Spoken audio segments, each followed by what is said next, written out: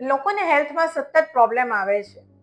ઘણી વખત મેં જોયું છે કે ક્લાયન્ટ ક્યાં તો ડોક્ટર બદલી કરશે, ક્યાં મેડિસિન્સ બદલશે, ક્યાં તો પછી એલોપેથી ઉપરથી હોમિયોપેથિક ક્યાં તો આયુર્વેદિક મેડિસિન ઉપર સ્વિચ થઈ જતા હોય છે.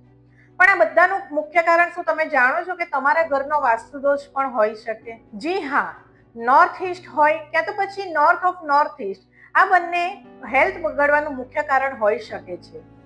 રિસેન્ટલી એક ક્લાયન્ટને ત્યાં હું વિઝિટ કરવા ગઈ હતી, કારણ કે એમણે રિનોવેશન કરાવ્યું હતું. એ પહેલા એમને ત્યાં હેલ્થનો કોઈ ઇશ્યુઝ નહોતો, બટ મારા જે ક્લાયન્ટ છે એમની વાઈફને રિનોવેશન કરાવ્યા પછી માઇગ્રેનનો સતત ઇશ્યુ રહ્યા કરતો હતો. તો મેં નોટિસ કર્યું કે નોર્થ ઈસ્ટમાં એમણે આરો પ્લાન્ટ માટે મલ્ટિપલ સ્થિલીઓ મારી હતી.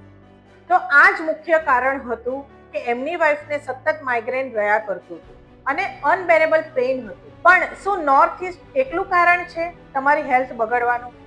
ના, 180 ડિગ્રી ઉપર સાઉથ વેસ્ટ પણ તમારું ડિસ્ટર્બ હશે અને એ મેલ પર્સનને ડિસ્ટર્બ કરશે, એમની હેલ્થ ઉપર ઇફેક્ટ આવશે ને આવશે. જો તમારા ઘરમાં પણ આવો કોઈ પ્રોબ્લેમ્સ હોય જેનું તમને સોલ્યુશન નથી મળતું, તો આજે જ કોન્ટેક્ટ કરો અને અપોઇન્ટમેન્ટ બુક કરો.